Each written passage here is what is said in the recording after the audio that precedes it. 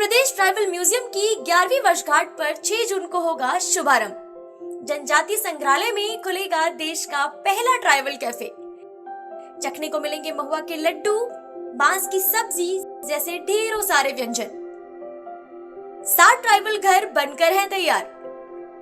जनजातीय परंपराओं को संजोने वाले हमारे भोपाल में अब देश का पहला ट्राइबल कैफे खुलने को तैयार है। मध्य प्रदेश ट्राइबल म्यूजियम जनजातीय संग्रहालय में तैयार यह कैफे न सिर्फ जनजातीय खान पान से रूबरू कराएगा, बल्कि ट्राइब्स की रीति रिवाजों, परंपराओं और संस्कारों को लाइव फील करने का वन स्टॉप सेंटर भी होगा। कैफे का उद्घाटन संग्रहालय की 11वीं वर्षगांठ के मौके पर 6 जून को किया जाएगा।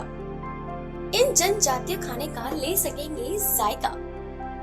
बैगा समुदाय की बांस की सब्जी, करील, पिहरी, कोदई, भात और अरहर की दाल, गोंड का कोदो, कुटकी का भात, तुअर दाल, भील जनजाति का दाल पनीला और चटनी, कोल का कुटकी, कोदई भात और अरहर की दाल, कोरकू महुआ का लड्डू, बाजरे की रोटी, चने की भाजी।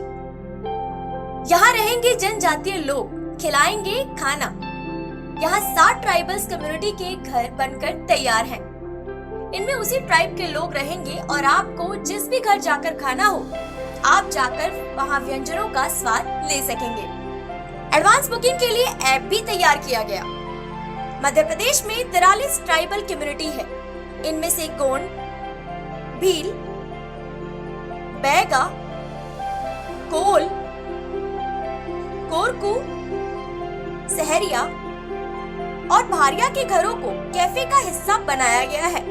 यह ट्राइबल्स कैफे हर वक्त रेडी टू सर्व नहीं होगा, बल्कि एडवांस बुकिंग पैटर्न पर चलाया जाएगा। यहाँ रहने वाले परिवार अपने पारंपरिक खान पान की सामग्री और मसाले अपने अपने गाँव से लेकर ही आएंगे। वे खुद ही तय करेंगे कि किस दिन उन्हें क्या पकाना है। जो लोग इनकी संस्कृति को समझना चाहते हैं, उन्हें पहले से बुकिंग करनी होगी ताकि विशेष तौर पर खाना तैयार किया जा सके। एडवांस बुकिंग के लिए ऐप भी किया तैयार। इन आवासों में जनजातीय समुदायों के व्यंजन और उनकी कला को देखने का अवसर भी मिलेगा। आखिर किस तरह से बनाए गए हैं ये आवास, इसका जायजा लिया हमारे ब्यूरो हेड नीरज श्रीवास्तव ने।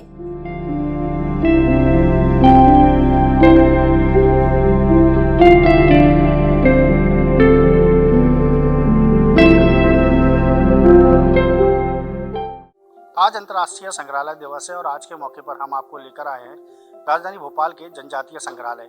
यहाँ एक विशेष प्रयोग किया जा रहा है जो कि जनजातीय समाज को लेकर किया जा रहा है। जिस तरह से आप देख सकते हैं यहाँ पर 7 आवास बनाए जा रहे हैं। 7 तरह के आवास हैं जो 7 तरह की जो जनजातियाँ हैं, जिनमें जो है गोंड, भील, बैगा, कोरकू, भारिया, सहरिया और कोल, ये 7 जातियों के हिसाब से यहाँ पर मकानों का निर्माण किया जा रहा है। आप देख सकते हैं किस तरह के उनके जो प्राचीन मकान रहते थे, उसी आधार पर इनको जो है डिज़ाइन किया गया है। पूरी तरह से गांव का लुक जो है, गांव का एहसास यहाँ पर लोगों को होने वाला है और इसका सीधे तौर पर उद्देश्य है कि जो लोग हैं वो यहाँ पर आए, जो 7 जनजातियाँ हैं उनका जो भोजन है, किस तरह का वो लोग भोजन करते हैं, उनका जो है आनंद उठा पाएँ।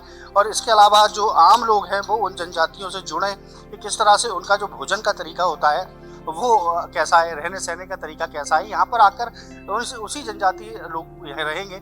आप मेरे सामने तस्वीरों में देख सकते हैं कि जिस तरह से ये एक मकान बनाया गया है, पूरे पत्थरों से बनाया गया है। आप यदि इनको देखेंगे तो कहीं ना कहीं इतिहास में चले जाएंगे कि जिस तरह गाँव में जब रहते थे तो इस तरह के मकान देखना आम हो जाते थे, लेकिन आज ग्रामीण क्षेत्रों का भी परिवेश बदल गया है तो इस तरह के मकान देखने को नहीं मिलते हैं। इसके अलावा खपरेल के भी मकान यहाँ पर जो है बनाए गए हैं। खपरेल के जो आवास है आप देख सकते हैं, ऊपर छतों पर खपरेल बनाई गई है, साथ में हल का जो है वो है टांगा गया है। पूरा आदिवासी यानी कि पूरा ग्रामीण कल्चर जो है यहाँ पर देखने को मिल रहा है। इसके अलावा सामने भी आप देख सकते हैं वही पुराने जिस तरह से ग्रामीण परिवेश की पूरी कलाकृतियाँ यहाँ पर उकेरी गई हैं। किस तरह से ग्रामीण लोग रहते थे, किस तरह का उनके जो है रहन सहन था। तो लगातार जनजातीय लोगों को उत्साहित करने के लिए ये प्रयास किए जा रहे हैं। हमारे साथ मिश्रा जी हैं, उनसे बात करते हैं। सर, ये 7 प्रकार के मकान बनाए जा रहे हैं, क्या उद्देश्य है? एक्चुअली मध्य प्रदेश में 7 प्रमुख जनजातियां हैं। वैसे तो 43 जनजातीय समूह हैं, लेकिन 7 प्रमुख जनजातियां हैं जिनकी उपजातियों को मिलाकर 45 समूह बनते हैं।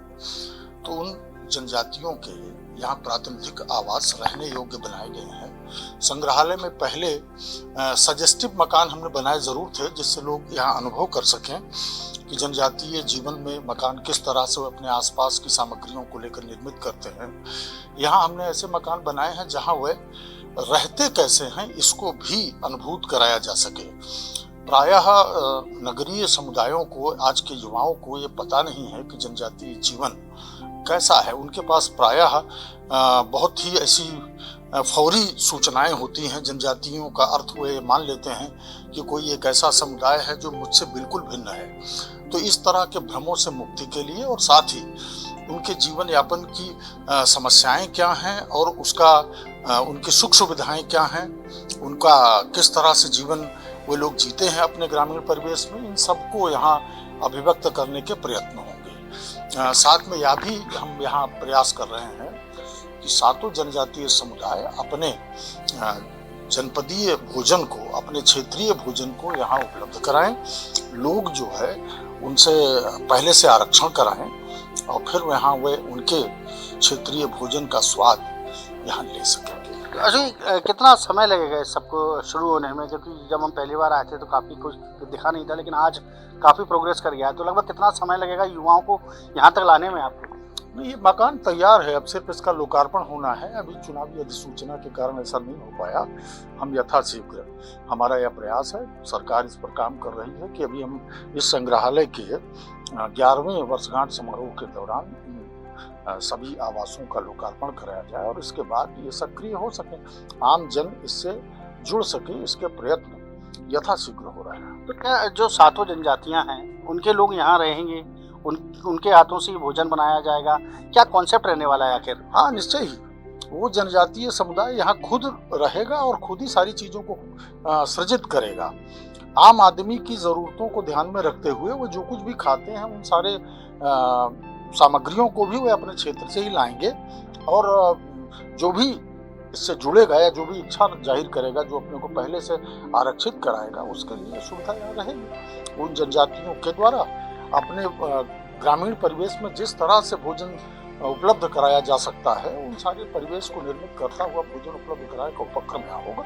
तो बिल्कुल हमारे साथ अशोक मिश्रा जी मौजूद थे, जिनका साफ तौर से कहना है जो युवा ऐसा सोचते हैं कि जनजाति हमसे काफ़ी भिन्न है, उनको ये बताने के लिए कि वो भी सामान्य व्यक्ति हैं और उनका भी इसी तरह से, जिस तरह से जो भोजन है वो भी उनका सामान्य तौर से ही बनता है। तो कहीं ना कहीं उस अनुभव को साझा करने के लिए उनकी ये तमाम तैयारियां की जा रही हैं और जल्द ही इसका जो है लोकार्पण भी किया जाएगा।